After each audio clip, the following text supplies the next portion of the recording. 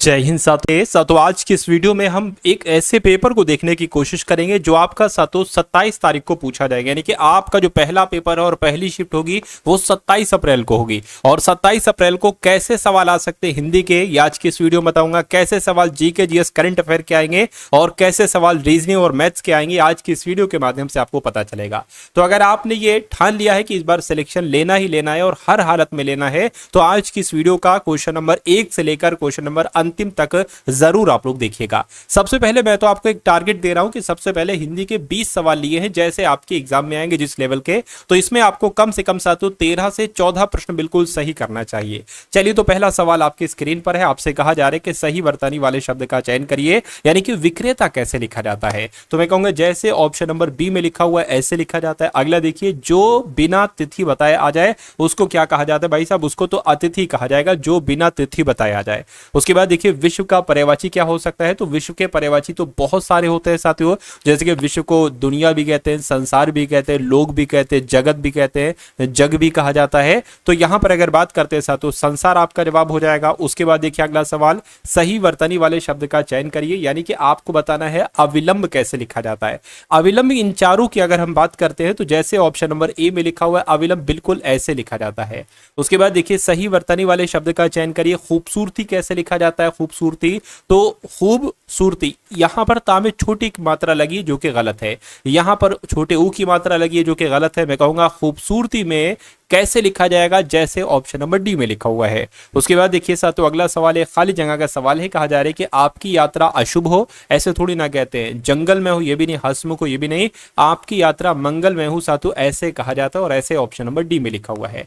हस्व का विलोम आपसे यहां पर पूछा जा रहा है, तो हस्व का विलोम क्या होता है? दीर्घ होता है। और दीर्घ का विलोम क्या होता है साथियों? हस्व होता है, ठीक है ना। अच्छा, लघु का अगर विलोम आपसे पूछा जाए तो गुरु आपको बताना है। लघु का विलोम गुरु। और अहिंसा का विलोम क्या होता है साथियों? हिंसा होता है। क्या होता है? हिंसा होता है। और रोने का विलोम साथियों हंसना होता है।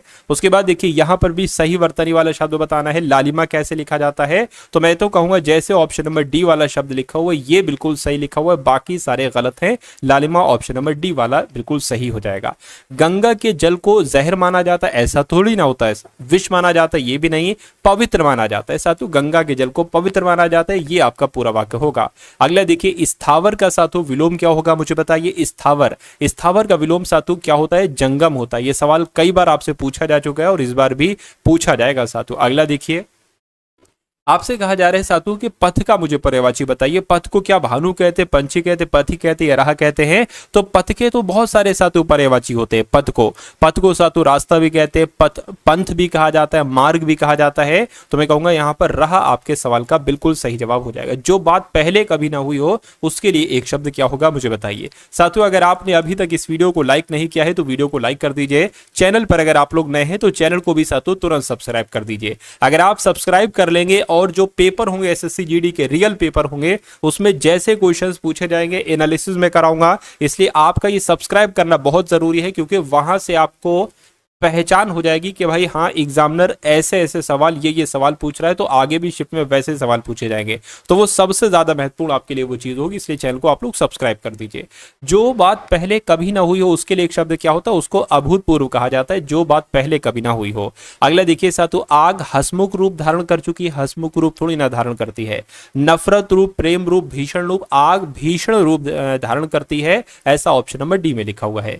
उसके बाद देखिए साथियों, जिसमें शक्ति ना हो उसको क्या कहा जाता है? सशक्ति, या उसको अशक्त कहते हैं, उसको शक्तिशाली कहते हैं, उसको सशक्त कहते हैं। मैं कहूंगा उसको अशक्त कहा जाता है जिसमें शक्ति ना हो। अगला देखिए साथियों, डींग मारना, इस मुहावरे का मतलब क्या हो सकता है? तो डींग मारने का मतलब बहुत बातें करना होता है, बढ़ चढ़कर बातें करना होता है, या कम बातें करना होता है, या मिलजुल कर बात करना होता है। मैं कहूंगा बढ़ चढ़कर बातें करना होता है, यानी कि डींग मारने का मतलब क्या होता है? बढ़ चढ़कर बातें करना होता है। उसके बाद देखिए, जीवन का साथियों विलोम क्या होगा मुझे बताइए। जीवन का विलोम सम्मोहन होगा, सचित होगा, जरा होगा या मरण होगा। तो आपको ध्यान ये रखना है कि जीवन का विलोम मरण होता है और मरण का विलोम सातु जीवन होता है। उसके बाद देखिए, आपके दर्शन दुर्लभ हैं, ये होगा। आपके दर्शन पानी है, सामने है, कल है। मैं कहूंगा आपके दर्शन दुर्लभ है, ये होता है पूरा वाक्य। अगला देखिए, सही वर्तनी वाले शब्द का चयन करिए। आपको बताना है निर्यात कैसे लिखा जाता है। ऐसे थोड़ी ना, ऐसे भी नहीं, ऐसे भी नहीं, जैसे ऑप्शन नंबर डी में लिखा हुआ है निर्यात बिल्कुल ऐसे लिखा जाता है। उसके बाद देखिए, आकाश को छूने वाले के लिए एक शब्द क्या होगा? खगोलीय। आकाश बताइए, गगनचुंबी या गगन? मैं कहूंगा गगनचुंबी को पता क्या कहते हैं, गगनचुंबी का मतलब होता है आकाश को छूने वाला, गगन को छूने वाला, है ना। अगला देखिए, अधिक जनसंख्या भारत के लिए नियम है, ऐसा थोड़ी ना होगा। अधिक जनसंख्या भारत के लिए त्रासदी है या अभिशाप है, तो यहां पर अभिशाप शब्द आ जाएगा। अधिक जनसंख्या भारत के लिए अभिशाप है, ये होना चाहिए। आंसर आपका जो होगा वो ऑप्शन नंबर 7 सी हो जाए। अगला सवाल आपकी स्क्रीन पर है, देखिए सवाल को और बताइए आपका जवाब क्या होगा। तो अब सातों हम लोग जीके के और करंट अफेयर के वो सवाल देखेंगे जो आपके एग्जाम में आपको देखने को मिलेगा, और पूरे के पूरे 20 सवाल हम लोग यहाँ पर देखेंगे। इसलिए आप लोग इन 20 सवालों को भी अच्छे तरीके से देख लीजिए और थोड़ा सा ध्यानपूर्वक देख लीजिएगा। इन 20 सवालों में से कुछ सवाल आपको जरूर देखने को मिलेंगे। देखिए, निम्नलिखित में से कौन विश्व का सबसे बड़ा डेल्टा, दुनिया का सबसे बड़ा डेल्टा पता कौन सा है? गंगा ब्रह्मपुत्र डेल्टा ही दुनिया का सबसे बड़ा डेल्टा माना जाता है। संविधान को एक पवित्र दस्तावेज किसने कहा? तो मैं कहूंगा ये बात डॉक्टर भीमराव अंबेडकर के द्वारा मानी जाती है कि संविधान को एक पवित्र दस्तावेज इन्होंने कहा था साथियों। अगला देखिए, भारतीय संविधान की समस्त कार्यपालिकीय शक्तियां किसमें निहित होती हैं? तो ये पता साथियों राष्ट्रपति में ही निहित होती हैं। जो संविधान की समस्त कार्यपालिकीय शक्तियां हैं वो राष्ट्रपति में ही निहित होती है। अगला देखिए, वो चाल जिस पर कोई वस्तु किसी ग्रह के गुरुत्वीय क्षेत्र से बाहर चली जाए और कक्षा में प्रवेश ना करे, उस वेग को या उस चाल को क्या कहा जाता है? या आपको ध्यान रखना, ये क्वेश्चन बहुत इंपॉर्टेंट है। उसको साथियों पलायन वेग कहा जाता है। क्या कहा जाता है? पलायन वेग उसको कहा जाता है।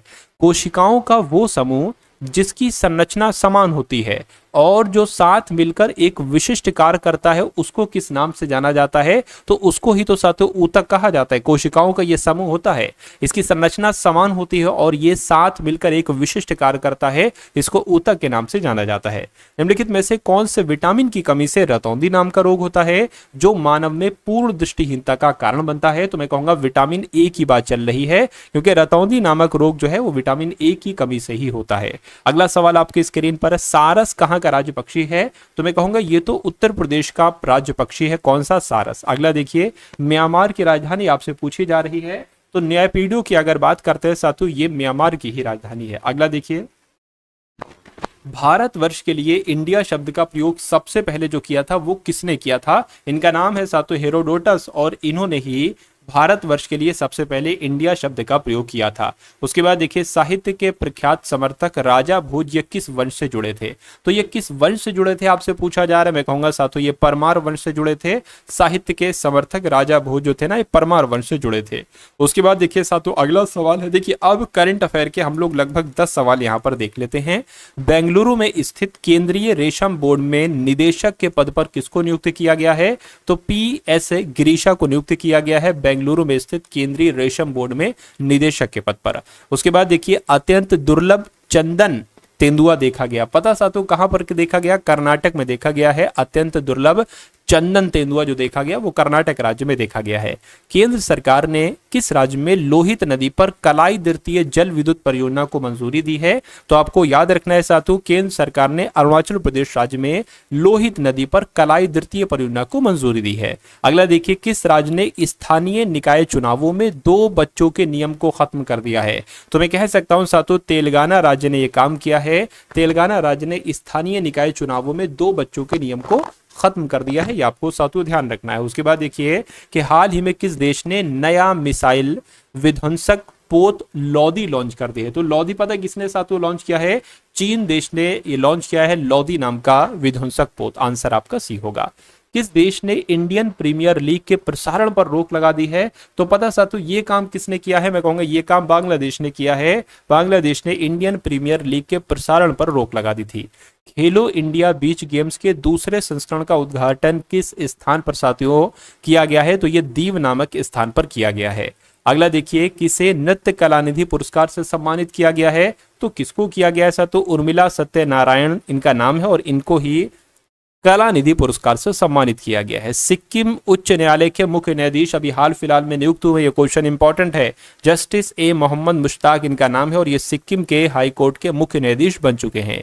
सदानंद दाते किस राज्य के नए DGP बने हैं? तो ये साथियों महाराष्ट्र के नए DGP बने हैं। कौन? सदानंद दाते। राइट आंसर आपको ऑप्शन नंबर ए हो जाता है।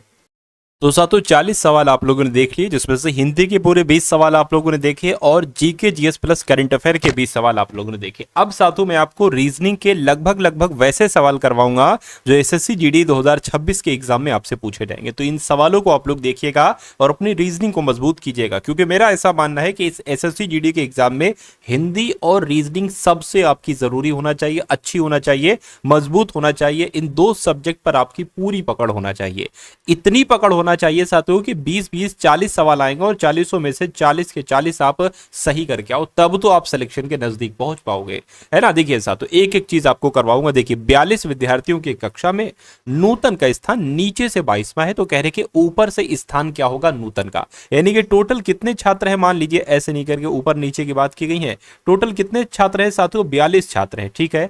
और कहा जा रहा है नूतन का स्थान नीचे से यहां पर कितना है साथियों, 22वां है, तो ऊपर से इसका स्थान क्या होगा। अगर ऐसा सवाल आता है तो आपको कुछ नहीं करना होता है, 42 में से आपको ये नंबर, इस नंबर में से ये नंबर आपको घटा देना होता है, यानी कि 42 में से आपको 22 घटाना होता है और बाद में उसमें एक जोड़ दिया जाएगा। तो साथियों क्या यहां पर आ जाएगा, यहां पर आपका कितना आ जाएगा साथियों, 20 आ जाएगा, 20 प्लस 1 कितना हो जाएगा, 21 हो जाएगा। यानी कि अगर ऊपर से स्थान उसका 22वां है तो नीचे से स्थान उसका 21वां होगा। 21 आपके सवाल का बिल्कुल सही जवाब हो जाएगा। अगला सवाल आपकी स्क्रीन पर है, 111 का संबंध जैसे 89 से है तो 105 का संबंध सातों किससे होगा, बस इतनी सी बात आपसे पूछी जा रही। देखिए 111 और 89, 111 और 89, ये अगर देखिए थोड़ा सा अगर आप दिमाग लगाएंगे ना, जैसे कि 10 का स्क्वायर होता है सातों 100, लेकिन अगर हम इसमें 11 जोड़ दें तो ये 111 बन जाएगा।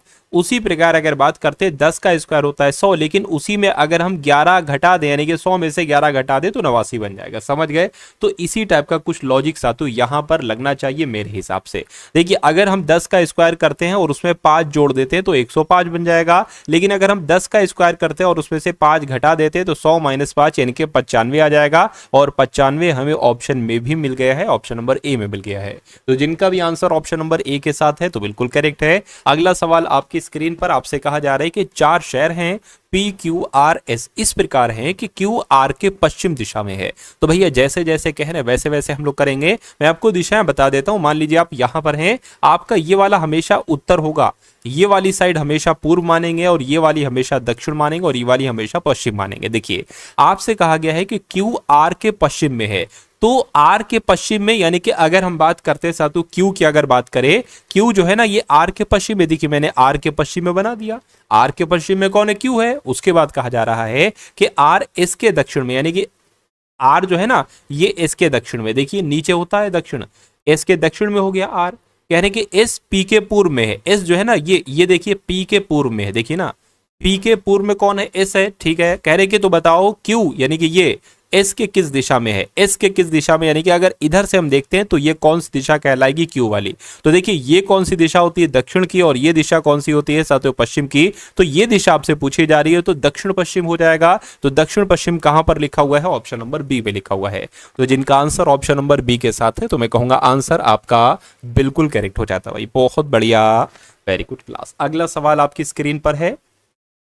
आपसे कहा जा रहा है कि अमन और दीपक विपरीत दिशाओं में चलना शुरू करते हैं। अमन 6 किलोमीटर चलता है और दीपक 8 किलोमीटर चलता है। चलिए तो जैसा जैसा कहा जा रहा है वैसा वैसा कर लेते हैं। मान लीजिए अभी ये दोनों लोग यहां पर खड़े हैं, विपरीत दिशा में चलते हैं। अमन 6 किलोमीटर चलता है और दीपक 8 किलोमीटर चलता है, ठीक है। दीपक ये साथों 8 किलोमीटर चल गया है ना, दीपक 8 किलोमीटर चल गया। और अमन की अगर बात करते हैं, अमन कितना चला है, अमन 6 किलोमीटर चला है। अमन की अगर बात करते हैं साथों, अमन आपका ये 6 किलोमीटर चला है। इतनी बात क्लियर है, चलिए कोई दिक्कत नहीं। कहने की साथियों दीपक 8 किलोमीटर, फिर अमन दाएं घूमता है। अमन जो है ना, अमन दाएं घूमता है, ठीक है, दाएं घूम गया और 8 किलोमीटर चलता है। और दीपक बाएं घूमता है और 6 किलोमीटर चलता है, ठीक है। तो ये थोड़ा सा ज्यादा चलेगा, थोड़ा कम चलेगा। यानी कि आरंभिक स्थान से, ये आरंभिक स्थान है, आरंभिक स्थान से प्रत्येक कितनी दूरी पर है। तो आरंभिक स्थान से अगर हम बात करते हैं ये कितनी दूरी पर है ये आपको बताना है, और ये कितनी दूरी पर है ये आपको बताना है। देखिए यहां पर आपको 2 ट्रायंगल दिख रहे होंगे, एक तो ये वाला ट्रायंगल दिख रहा होगा और एक ये ट्रायंगल दिख रहा होगा। देखिए इधर वाला ट्रायंगल हम इस तरफ बना लेते हैं, है ना, और इधर वाले की अगर बात करते, अच्छा ये दूरी कितनी है, 6 है, और ये दूरी कितनी है, 8 है। तो आपसे ये दूरी पूछी जा रही है ना। चलिए, और अगर हम ये वाले ट्रायंगल इधर बना लें साथियों तो एक ही दूरी, ये 8 है, 6 है, ये 8 है, ये दूरी कितनी होगी। देखिए एक होता है ट्रिपलेट। ट्रिपलेट क्या होता है साथियों, अगर एक दूरी एक भुजा 3 है तो दूसरी 4 है, तो उसके बाद सातों क्या होगी, 5 ही होती है। अगर हम यहां पर सातों थोड़ा सा ध्यान लगाएं, या मान लेते इसका डबल कर दे 6, इसका डबल कर दे सातों 8, तो इसका डबल कर दे 10, यानी कि अगर एक दूरी 6 है तो दूसरी 8 है तो तीसरी 10 होगी। तो देखिए एक 6 है 8 है तो ये वाली 10 होगी, ठीक है। उसी प्रकार ये 6 है ये 8 है तो ये जाहिर सी बात है सातों कितनी होगी, ये 10 होगी। तो मैं कह सकता हूं साथियों क्या कि आरंभिक स्थान से प्रत्येक कितनी दूरी पर है, तो प्रत्येक 10-10 किलोमीटर की दूरी पर है। आंसर आपको ऑप्शन नंबर सी होगा। ये ट्रिपलेट वाली चीज आप लोग याद रखेंगे, ठीक है ना। चलिए अगला सवाल आपकी स्क्रीन पर है। आपसे कहा जा रहा है कि रीता ने एक महिला से कहा, मेरे पिता आपके पुत्र पवन के दादा हैं। पवन रीता से किस प्रकार संबंधित है। देखिए इस सवाल को आप बिना कलम की मदद से भी सॉल्व कर सकते हो, थोड़ा सा दिमाग लगाकर, लेकिन मैं आपको समझा रहा हूं तो चीजें और क्लियर हो जाएंगी। पेन की मदद ले लेते हैं। रीता ने एक महिला से कहा, चलिए कोई दिक्कत नहीं। रीता क्या कह रही है सातों, एक महिला से कह रही हैं। रीता एक महिला से क्या कह रही हैं कि मेरे पिता, है ना, रीता कह रही मेरे पिता, यानी कि ये इनके पिता हो गए। इनके पिता मेरे पिता, अच्छा रीता कह रही मेरे पिता आपके पुत्र पवन के, अच्छा इनका जो मतलब इनका कोई हस्बैंड होगा, ये दोनों कोई हस्बैंड होंगे महिला और ये, इनका एक बेटा होगा पवन जिसका नाम है, यहां पर ये बात कही गई है मेरे पिता आपके पुत्र पवन के दादा हैं, यानी कि ये जो इनके जो पिता हैं रीता के, ये पवन क्या कहेगा, पवन इनको दादा कहेगा। तो मैं ये बात कह सकता हूं, देखिए ये पिता हो गए, पवन के पिता ये हो गया, और पवन के पिता सातु ये हो गया, यानी कि ये दोनों आपस में भाई बहन हैं। कौन है, भाई बहन है। तो कहा जा रहा है कि पवन रीता से किस प्रकार संबंधित है, यानी कि रीता क्या कहेगी पवन को।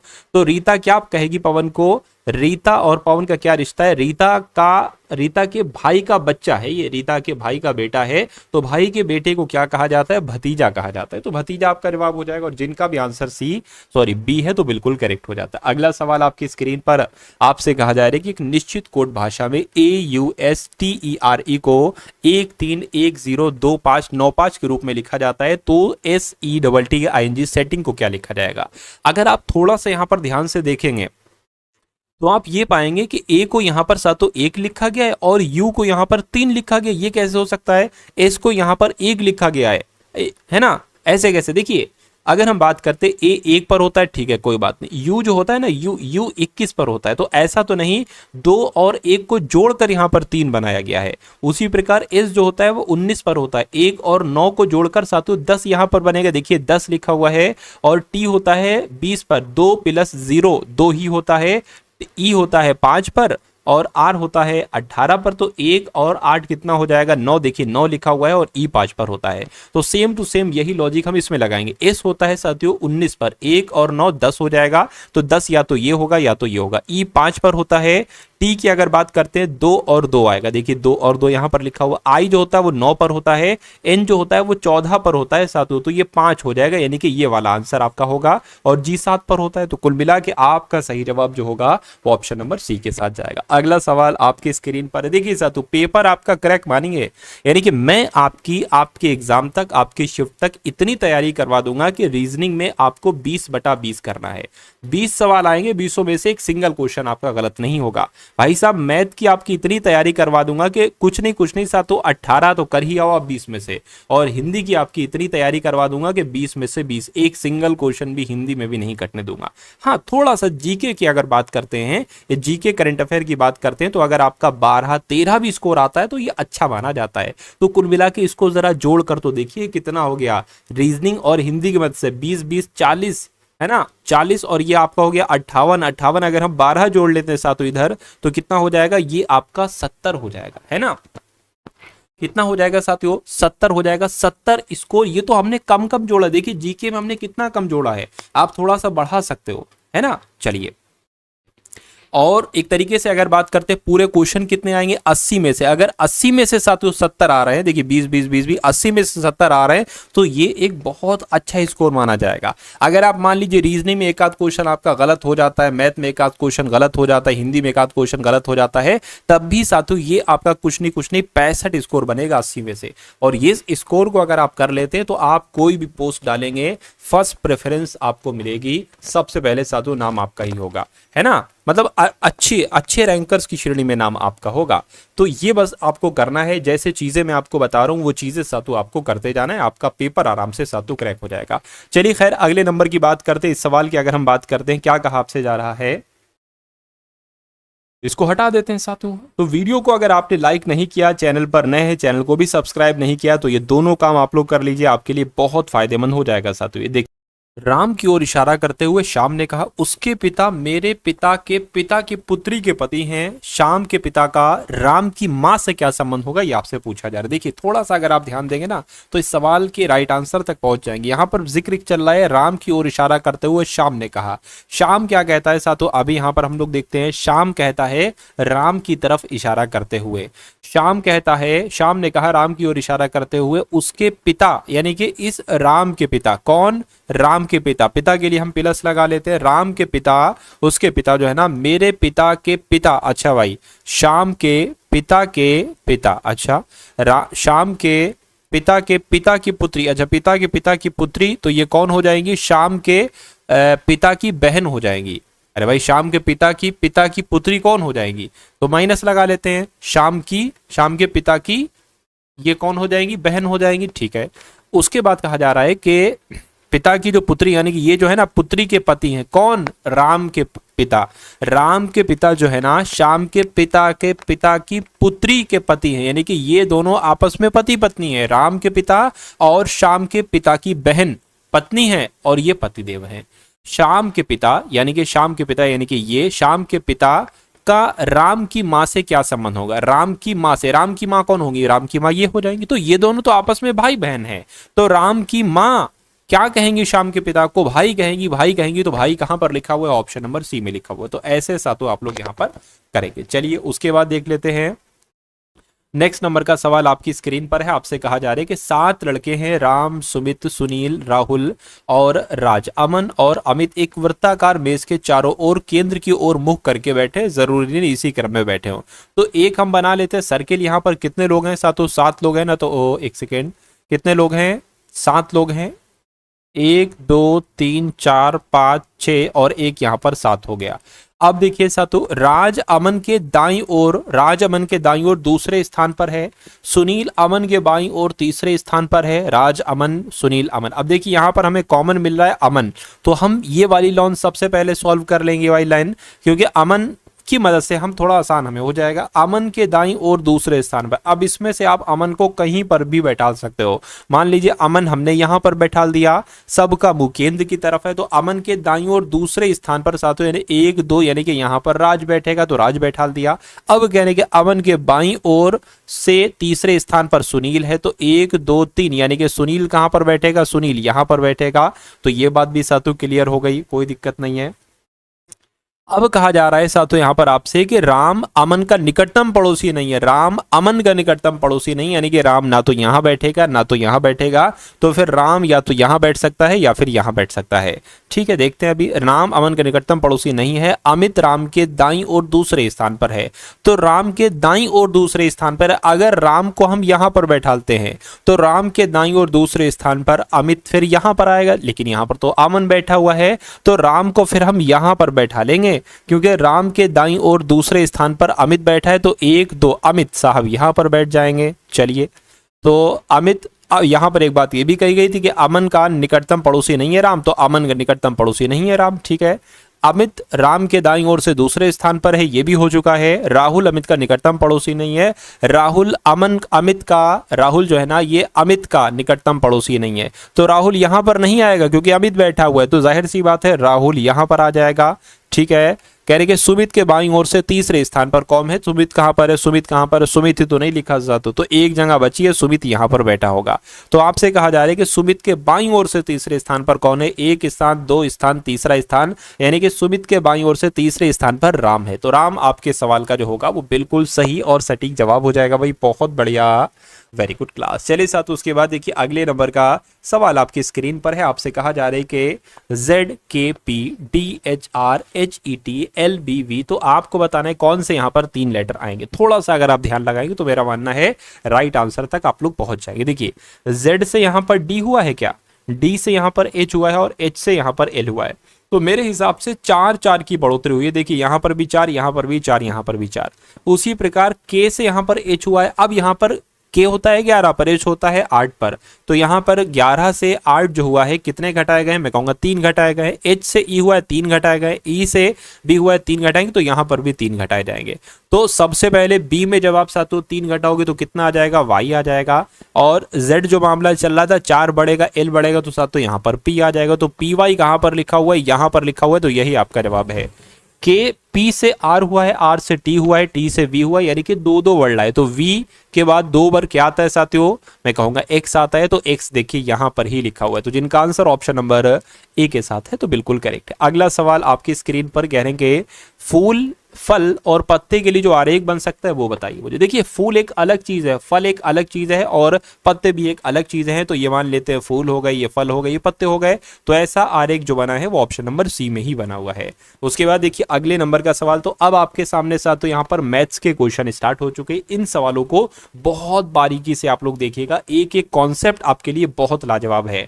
और इसको जो पहला सवाल है ना, ये इसको मैं आपको फॉर्मूले की मदद से बताऊंगा। अगर वो फॉर्मूला आप लोग तैयार कर लेते तो ये ऐसा सवाल आप मिनटों में कर दोगे साथियों। देखिए अगर ऐसा सवाल आए तो फॉर्मूला लगेगा, बहुत आराम से, बहुत बेहतरीन कॉन्सेप्ट है ये, मैं पढ़ चुका हूं इसको पहले। देखिए कहा जा रहा है कि जब एक व्यक्ति 10 किलोमीटर प्रति घंटे की चाल से अपने घर से कार्यालय जाता है, वो व्यक्ति जाता है अपने घर से कार्यालय जाता है, तो कहने कि अगर वो 10 किलोमीटर प्रति घंटे की स्पीड से चलता है तो वो 20 मिनट की देरी उसको हो जाती है। लेकिन वो अगले दिन थोड़ा चालाक है, वो फिर क्या करता है? वो 10 किलोमीटर प्रति घंटा नहीं चलता है, क्योंकि उसे पता है अगर इतनी चाल से चलेंगे तो 20 मिनट की देरी हो जाएगी। वो कहता है 5 किलोमीटर स्पीड बढ़ा दो, 15 किलोमीटर प्रति घंटे की स्पीड से जाता है, तो फिर भी वो 5 मिनट की देरी से पहुंचता। ऐसा सवाल पूछा जाएगा। कह रहे कि तो उसके कार्यालय से उसके घर के बीच की दूरी क्या है? बस दूरी आपसे पूछी जाएगी। ये 4 चीजें आपको दे दी जाएंगी। एक चाल ये, और फिर एक बढ़ाई गई चाल, और फिर जो पहली चाल में देरी होती है, और फिर जो दूसरी चाल में उसको देरी होती है। ये 4 चीजें दी जाएंगी और दूरी पूछी जाएगी। तो दूरी वाला सूत्र साथियों क्या है मैं आपको बता देना चाहता हूं। देखिए एस मान लेते स्पीड 1 और स्पीड 2, यानी कि स्पीड 1 स्पीड 2 को गुणनफल करना है। उसके बाद नीचे स्पीड 1 और स्पीड 2 को डिफरेंस कर देना है। जैसे कि 10 में से 15 जाएगी या 15 में से 10 जाएगा तो 5 बचेगा। और उसके बाद साथियों आपको क्या करना है? आपको समयों का अंतर निकालना है। क्या निकालना है साथियों? समयों का अंतर आपको निकालना है और उसके बाद भाग कर देना है साथियों 60 से। बस आपका काम हो जाएगा, कोई दिक्कत नहीं। देखिए साथियों अब मैं इसको करने वाला हूं। स्पीड 1 और स्पीड 2 को अगर हम गुणनफल करेंगे 10 किलोमीटर प्रति घंटा और 15 किलोमीटर प्रति घंटा, तो कितना आ जाएगा साथियों? मैं कहूंगा 150 आ जाएगा। डायरेक्ट लिख देता हूं मैं। अगर इन दोनों को डिफरेंस करोगे 10 और 15 को, तो साथियों यहाँ पर 5 आ जाएगा। अब देखिए समयों के अंतर की अगर बात करते हैं साथियों, यहाँ पर देखिए 20 मिनट है और 5 मिनट है। दोनों का अगर अंतर लगाते तो साथियों यहाँ पर 15 आ जाएगा और बटे यहाँ पर 60 आ जाएगा। ये तो कट जाएगा, 15 का 15, 15 चौक 60, और ये भी कट जाएगा साथियों। यहाँ पर 5 3 15, यानी कि 30/4 आ गया है, यानी कि 15/2 आ गया है। कट करोगे 7.5 आपका आ जाएगा। तो उसके घर और उसके कार्यालय के बीच की दूरी 7.5 किलोमीटर की है। तो 7.5 किलोमीटर कहां पर है? ऑप्शन नंबर बी में है। जिनका भी आंसर ऑप्शन नंबर बी है तो बिल्कुल करेक्ट है। चलिए साथियों नेक्स्ट नंबर का क्वेश्चन देख लेते हैं। यहां पर आपसे क्या कहा जा रहा है देखिए और बताइए आपका जवाब क्या होगा। आपसे कहा जा रहा है कि एक पार्क एक आयताकार आकार का है। ठीक है, एक पार्क जो है ना, ये मान लेते हैं ये एक आयताकार आकार का है। इसकी लंबाई और चौड़ाई इतनी है, यानी कि अगर इसकी लंबाई 240 मीटर है तो इसकी चौड़ाई कितनी होगी? इसकी चौड़ाई 10 मीटर होगी। यानी कि पार्क के केंद्र में क्या साथियों? पार्क के केंद्र में एक वृत्ताकार लॉन है। लॉन को छोड़कर पार्क का क्षेत्रफल, मतलब पार्क के केंद्र में एक वृत्ताकार लॉन, पता किस टाइप का होगा? अगर बात करते हैं मेरे हिसाब से साथियों इस टाइप का कुछ बनेगा, इस टाइप का बनेगा साथियों, है ना, इस टाइप का। तो पार्क केंद्र में एक वृत्ताकार लॉन है। लॉन को छोड़कर पार्क का क्षेत्रफल, यानी कि अगर इस लॉन को छोड़कर हम पार्क के क्षेत्रफल की बात करें, यानी कि इसकी पूरे की, देखिए इसकी पूरे की, तो इसका क्षेत्रफल कितना है? 3904 मीटर स्क्वायर। ठीक है, तो लॉन की परिधि बताइए। लॉन की परिधि आपसे यहां पर तो कुल मिला के क्या की जा रही है? लॉन की परिधि आपको यहां पर बताने, कोई दिक्कत नहीं। देखिए सबसे पहले थोड़ा सा ये समझने वाला सवाल है। अगर हम यहां पर बात करते हैं साथियों जो वृत्ताकार लॉन का क्षेत्रफल है, क्या वृत्ताकार लॉन का क्षेत्रफल हम कैसे निकालेंगे? वृत्ताकार लॉन का क्षेत्रफल निकालने के लिए हमें सबसे पहले साथियों क्या निकालना चाहिए? आयत का क्षेत्रफल निकालना चाहिए। आयत के क्षेत्रफल में से हमें क्या घटा देना चाहिए? लॉन को छोड़कर पार्क का क्षेत्रफल। क्या साथियों घटा देना चाहिए? लॉन को छोड़कर, लॉन को छोड़कर पार्क का क्षेत्रफल घटा देना चाहिए। ठीक है ना। चलिए कोई दिक्कत नहीं, क्योंकि साथों सबसे पहले हमें क्या निकालना है, लॉन की परिधि निकालना है। और लॉन है क्या आखिर में, लॉन क्या है, पार्क के केंद्र में एक वृत्ताकार लॉन है। लॉन साथियों ये है, तो लॉन की परिधि यानी कि लॉन की परिधि पूछी जा रही है, यानी कि इस वृत्त की परिधि पूछी जा रही है। और वृत्त की परिधि का सूत्र होता है 2πr। तो हमें साथियों सबसे पहले r का मान निकालना होगा, तो हम उसकी तैयारी में लग गए हैं साथियों, r का मान निकालने की तैयारी में लग गए हैं। चलिए, तो वृत्ताकार लॉन का क्षेत्रफल, वृत्ताकार लॉन का क्षेत्रफल कैसे निकालोगे, इसमें से जो बड़ा वाला ये पूरा आयत है, सबसे पहले इसका क्षेत्रफल निकालो और उसमें से लॉन को छोड़कर पार्क का क्षेत्रफल घटा दो। चलिए, तो आयत क्या है, आयत का क्षेत्रफल कितना निकलेगा, लंबाई चौड़ाई, तो 240 गुणा 100 कितना हो जाएगा साथियों, वृत्ताकार लॉन के क्षेत्रफल की अगर बात करें तो आयत का क्षेत्रफल जो निकलेगा साथियों वो कितना निकलेगा, वो 24,000 यहां पर निकल आएगा, क्योंकि लंबाई और चौड़ाई का गुणनफल किया है। उसके बाद साथियों यहां पर लॉन को छोड़कर पार का क्षेत्रफल आपको दे रखा है, लॉन को छोड़कर पार का क्षेत्रफल 3904 है, तो 3904 इसमें से साथियों आपको क्या करना पड़ेगा, इसमें से आपको घटाना पड़ेगा। तो जब आप 3904 इसमें से घटाओगे, अच्छा देखिए वृत्ताकार लॉन का क्षेत्रफल यानी कि ये तो πr² हो गया, तो जब आप इसमें से घटाओगे तो कितना बच जाएगा साथियों, ये आपका साथियों 6,9 और 0,02 यानी कि 20,096 साथियों आ गया है वृत्त का क्षेत्रफल। वृत्त का क्षेत्रफल आ गया, लेकिन वृत्त की परिधि आपसे पूछी जा रही है, तो r का मान निकाल लीजिए साथियों। देखिए पाई की वैल्यू क्या होती है, पाई की वैल्यू की अगर बात करते हैं तो 3.14 होती है। तो एक काम साथियों आप ये करिए, क्या, एक सेकेंड, r² बराबर ये क्या है 20,096 है, नीचे क्या आ जाएगा, पाई की वैल्यू 1.4 आ जाएगी। ठीक है ना, इतनी बात साथियों क्लियर है, कोई दिक्कत नहीं है। अब देखिए साथियों, अब आप इसको कैलकुलेट थोड़ा सा कराने की कोशिश कीजिए, अच्छा सही रहेगा। देखिए इस पॉइंट को हटाकर ये 2 0 बढ़ा लेते हैं, यानी कि अब ऊपर क्या हो गया साथियों, अब ऊपर हो गया इतना नंबर और नीचे क्या हो गया 314। अब इसको थोड़ा सा आपको क्या करना पड़ेगा, कट करना पड़ेगा साथियों। कट करने की कोशिश आप करिए, मैं भी करता हूँ। 2 से अगर इसको कट कराते हैं साथियों तो 2 एकम 2 हो जाएगा, 2 पंजे 10 हो जाएगा, 2 सत्ते 14 हो जाएगा। इसको अगर कट कराएं 2 एकम 2 हो जाएगा, 2 चौक 8 हो जाएगा, 2 अट्ठे 16 हो जाएगा और 0 0 आ जाएगा। अब ये किससे कट होगा मुझे बताइए, अब ये किससे कट होगा साथियों, देखिए 157 की किससे गुणा करें कि इतना आ जाए, है ना। तो 157 की गुणा अगर साथियों हम किससे करें, अगर 5 से, मैं एक बार कैलकुलेटर का इस्तेमाल कर लेता हूं साथियों। देखिए 157 गुणा अगर हम 5 करते तो 785 आता है, लेकिन ये कितना है, ये लगभग 1000 टाइप करके है। तो अगर हम इसकी गुणा 6 से करते हैं तो 942 हो जाएगा, ये 1004 मान लेते हैं हम इसको। तो 1057 छंग कितना हो जाएगा, 1057 छंग आपका सातु 942 हो जाएगा। ठीक है ना, लेकिन ये कितना है सातु, ये आपका 1000 हम 4 मान लेते, अभी 1004 मान लेते हैं तो कितना घटेगा, 62 घटेगा। 62 आपका इसमें आ जाएगा ये 800 वाले में, तो ये आपका हो गया है, यानी कि 62,800 आपका यहाँ पर आ गया है। अब इसको आपको फिर से 157 से करना है तो डायरेक्ट मैं कर देता हूँ साथियों, 62,800 भाग 157 तो 400 आ जाएगा, यानी कि 4 बार में पूरा कट हो जाएगा तो 6400 आएगा, यानी कि r² बराबर कितना आया है, 6400 आया है। अच्छा 6400 पता किसका स्क्वायर होता है, ये 80 का होता है। 8 गुणा 8 64 और 0 0, तो मैं कहूंगा r बराबर हमारा कितना आ जाएगा साथियों, r बराबर हमारा 80 आ जाएगा। तो बस हमें r की वैल्यू चाहिए थी साथियों, अब आप लगा दीजिए। देखिए 2 और पाई की वैल्यू कितनी होती है, पाई की वैल्यू वही रख लीजिए 3.14 रख लीजिए, और r की वैल्यू कितनी हो गई, 8 हो गई। तो इनको आप कैलकुलेट करा दीजिए और आंसर आप बहुत आराम से निकाल दीजिए। देखिए साथियों 2 हो गया गुणा 3.14 हो गई गुणा और साथियों यहाँ पर 80 हो गई r की वैल्यू 80 हो गई। तो साथियों लॉन की परिधि यानी कि वृत्त की परिधि कितनी निकल कर आई, 502.4 निकल कर आई। और ऐसा कहां पर लिखा हुआ है, ऐसा आपका ऑप्शन नंबर ए में लिखा हुआ है। तो जिनका आंसर ऑप्शन नंबर ए के साथ है तो मैं कहूंगा आंसर आपका बिल्कुल करेक्ट हो जाएगा। थोड़ा सा तगड़ा सवाल था लेकिन सवाल अच्छा था साथियों, है ना। ध्यान से अगर आप देखेंगे, एक बार और देख लीजिएगा मेरे हिसाब से इस सवाल को। अगर आप इस सवाल की 2 से 3 बार प्रैक्टिस करेंगे तो बहुत अच्छे से आपको सातों ये सवाल आ जाएगा।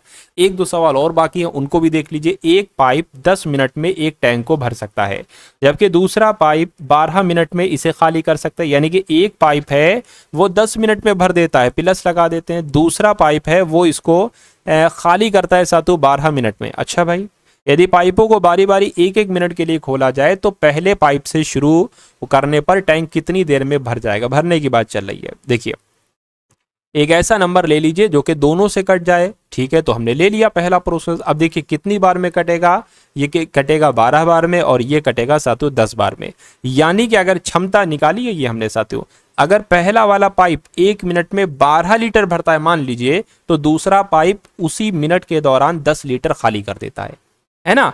अब देखिए 1 मिनट में 12 भरा और अगले ही मिनट 10 खाली कर दिए, यानी कि मैं कहूंगा 2 मिनट में कितना भरा गया? सिर्फ और सिर्फ 2 लीटर पानी भरा गया। तो अच्छा, टोटल पानी क्या है? टोटल पानी 120 है। तो जब 2 मिनट में 2 लीटर भरा गया, 2 मिनट में 2 लीटर भरा गया, तो जाहिर सी बात है साथ, तो 120 मिनट में, अच्छा 120 मिनट पानी भरना है। सॉरी, 1 सेकंड रुकिए। जब 2 मिनट में 2 लीटर पानी भरा गया तो 120 लीटर पानी कितनी देर में भरोगे? मैं कहूंगा इसकी गुणा मुझे 60 से करना पड़ी तब 120 आया। तो इसकी भी साथियों गुणा 60 से करेंगे, यानी कि मैं कहूंगा 120 मिनट में ही, मैं सही कह रहा था, 120 मिनट में ही 120 लीटर पानी भर जाएगा। और ऐसा कहां पर लिखा हुआ? ऐसा ऑप्शन नंबर बी में लिखा हुआ है ना। समझ गए? बहुत अच्छा कॉन्सेप्ट था, बहुत अच्छा सवाल था साथियों ये।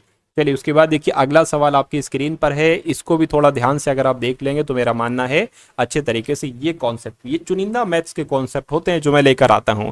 अगर ये कॉन्सेप्ट अगर आप तैयार कर लेते हैं तो 20 में से 20 सवालों को करना आपके लिए साथियों आसान हो जाएगा। देखिए आपसे कहा जा रहा है कि विशाल 30 मिनट में 20 किलोमीटर की दूरी तय करता है। बहुत ध्यान से देखिए, 30 मिनट में 20 किलोमीटर की दूरी।